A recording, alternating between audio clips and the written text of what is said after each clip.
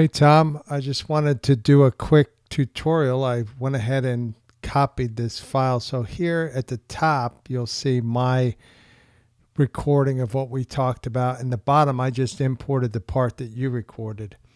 And you'll see in a minute that I have to move it. I had to lock together, so I had to remove the lock. Bam. And now I slide yours over and I can find the WAV files, see how they line up, and I can see exactly where you started to record. So now I'm going to split stuff out so I can start deleting things we don't need. And it's a little different up top. I recorded in stereo, so I'm going to get rid of one of the stereo tracks. And you'll see the noise or the wave levels are lower on the top one, and that's directly from my mic. That's how you can tell it's from my mic. So I have an ATR 2100, I think it is. So it records pretty low levels, but the sound quality, once you jack them up, is really good. So right now I'm just making sure that everything's overlaying. Unfortunately, you can't hear directly from the computer when I record off of QuickTime, but you'll get the idea. And then I'm going to, like I said, start deleting things.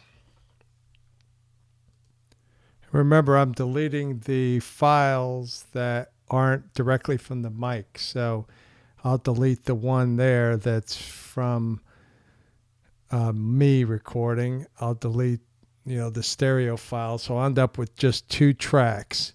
The one track from your mic and the one track from my mic. And come on, Bill, you can do it. And there it is. So now I can do some effects that'll bring that wave file up. Compression and dynamics. This is a thing that makes the highs a little bit higher and the lows a little bit higher, and it makes the makes it sound like it was recorded in a studio a little bit more. And I have some settings that Maroon Berekit showed me to use, and it comes out pretty nice. So I just use these settings most of the time for my audio. And you'll see in a second what it looks like. Bam. And I'll also do a normalization, which makes sure that you don't go over range in any of the levels, and it'll get clipped. And you could always hear that when somebody's sound gets clipped. There's normalize, and bam. So it actually brings it up a little bit, and but it brings it up to the -1 level, so you're never over range. Now I'm listening to make sure it's still okay, and then I'll do the same thing for your track.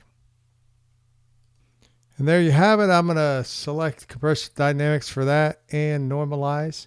I do notice that your wave files are a little bit taller than mine when they come in raw, so I don't know if you're using a different kind of mic, but the directional mic's pretty cool. That's what I use, and it doesn't pick up a lot of extraneous noise, so it kind of makes it nice, especially if you're in an area where there's a lot of background.